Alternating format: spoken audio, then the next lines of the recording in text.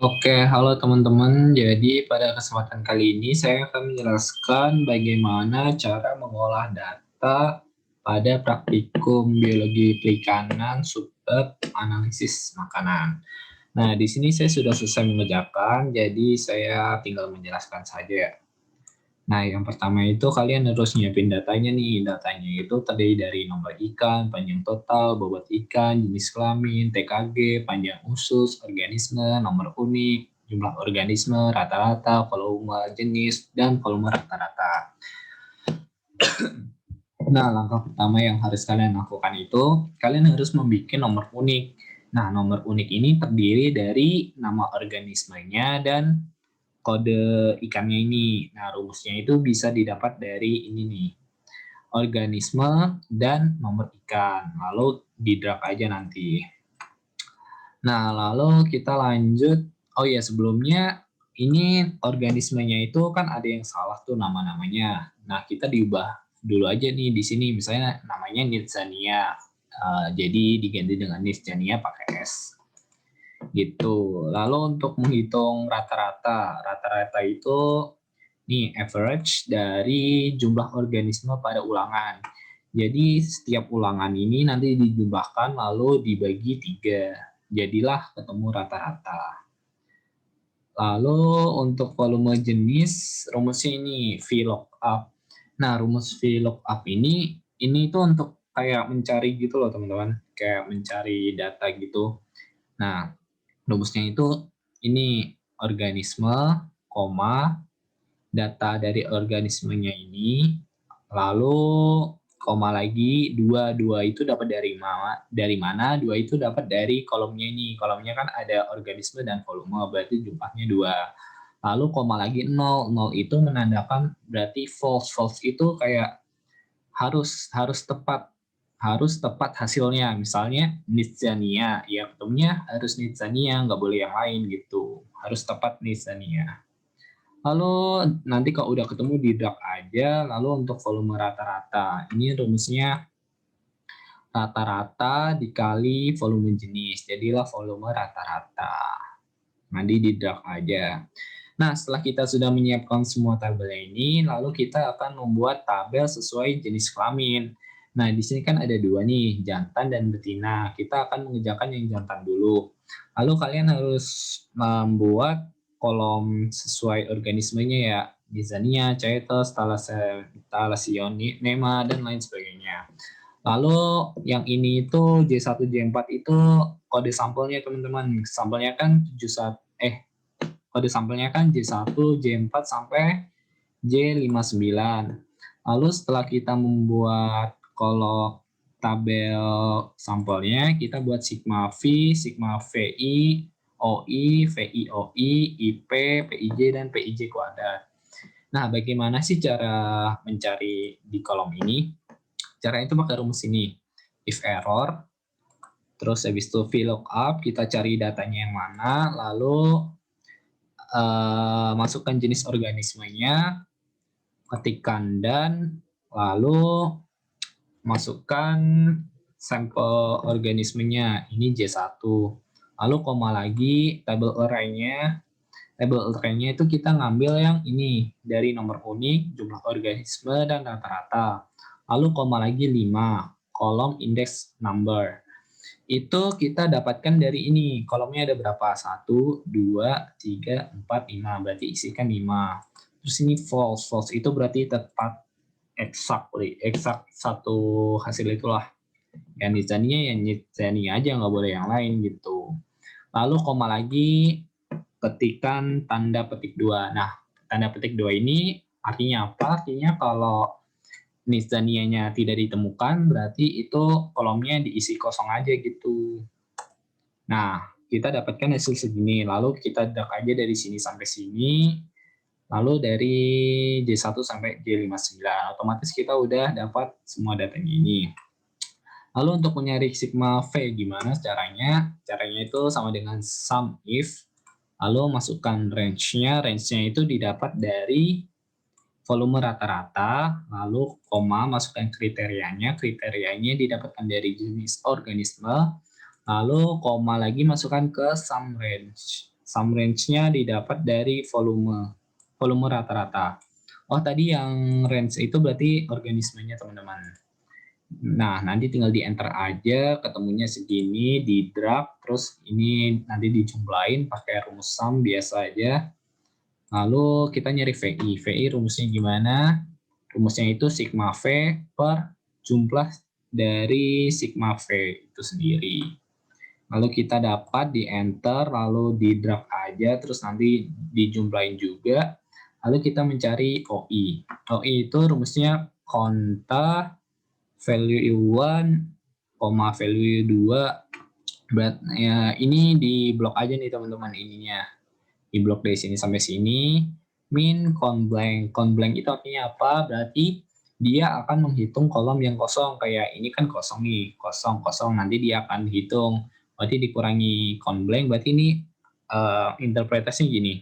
Konta itu kolom yang terisi dikurangi kolom yang kosong dibagi kolom semuanya dari sini nih, dari sini sampai sini kali 100, nanti didapatkan nilai OI. Terus nanti tinggal di drag aja, lalu kita masuk ke VI OI, gampang, tinggal nilai FI dikali OI, nanti tinggal di drag, lalu di sum, lalu masuk ke indeks preponderance. Itu rumusnya VIOI dibagi jumlah dari FIOI kali 100. Udah tinggal di drag nanti, terus PIJ rumusnya ini VI dibagi sigma VI. Udah ketemu, nanti tinggal di drag, lalu PIJ kuadrat berarti kuadrat dari PIJ, tinggal dikuadratin deh. Nah, setelah kita kan udah lengkap nih tabelnya dari atas ini, lalu kita buat tabel lagi nih. Buat tabel berdasarkan jenis organisme dan nilai indeks preponderance. Jenis organismenya nanti kopas aja dari atas, dari sini ke sini, lalu indeks preponderance-nya juga dikopas aja dari sini ke tadi itu. Nah, ini kan indeks preponderance-nya kan ada yang kayak dikit banget gitu ya, 0,1. Nah, itu saya mengkelompokkannya menjadi 5 kelompok besar. Yang pertama itu ada Rhizolosemia, kan 40% paling besar. Kelompok pertama. Lalu ada Thalassionema, kelompok kedua sebesar 32,055. Lalu kelompok ketiga yang terbesar ada Nitzania, 8,2818. Lalu kelompok keempat yang terbesar ada Coscinodiscus sebesar 15,14. Nah, kelompok yang kelima ini, yang lainnya itu terdiri dari ini, Chaetoceros, Birdolphia, dan Crustacea. Karena nilainya kecil-kecil, jadi saya gabung aja. Nah, setelah kita membuat tabel ini tabel IP berarti. Nah, kita membuat diagram pie-nya nih, atau chart pie. Caranya itu kita buka insert, lalu pilih ini nanti to the pie. Nah, kalian mau lihat datanya itu kayak gini, bentar. Datanya itu kayak gini nih. Nanti kalian masukkan aja yang di sininya itu sebagai IP-nya, lalu editnya itu sumbu X-nya itu jenis organismenya. Nah, ini tinggal oke aja. Nah, ini jadi gini deh. Nah, lanjut ke tabel yang betina. Betina kita isikan dulu apa aja organisme yang dimakan, lalu sampel organismenya sampai B58, lalu buat sigma V, VI, OI, VIOI, IP, PIB, dan PIB kuadrat. Rumusnya sama kayak tadi, sama kayak persis.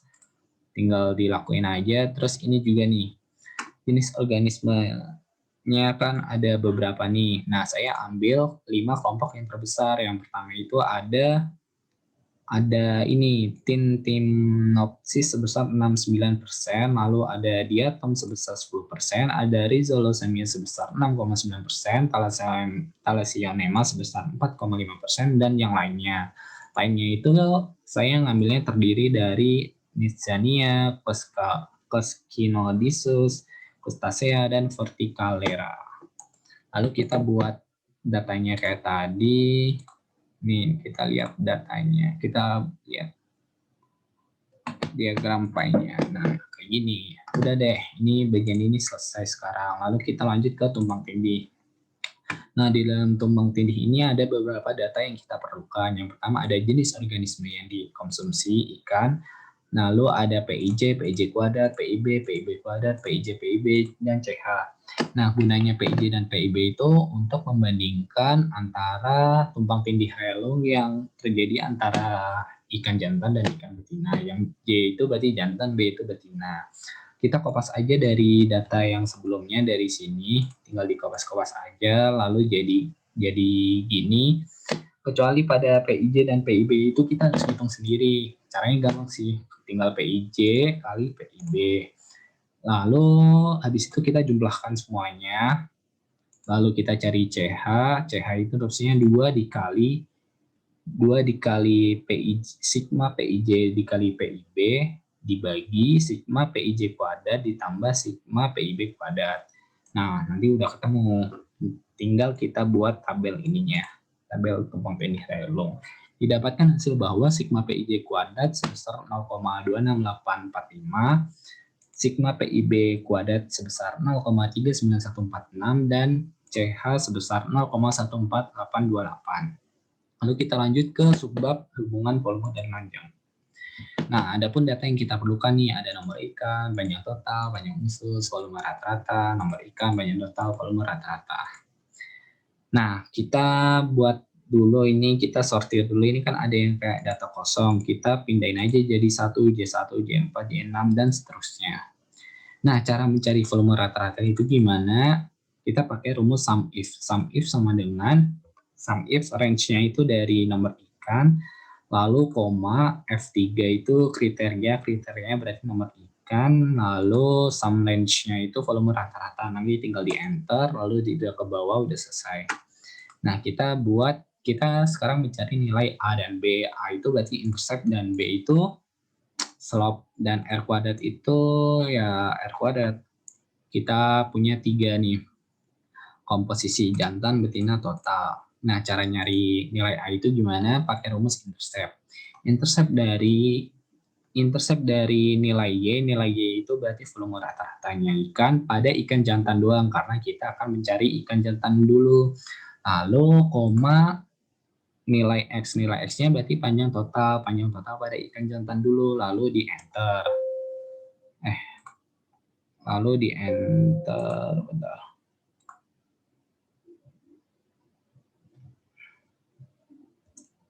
Nah, lalu di enter, udah ketemu kan.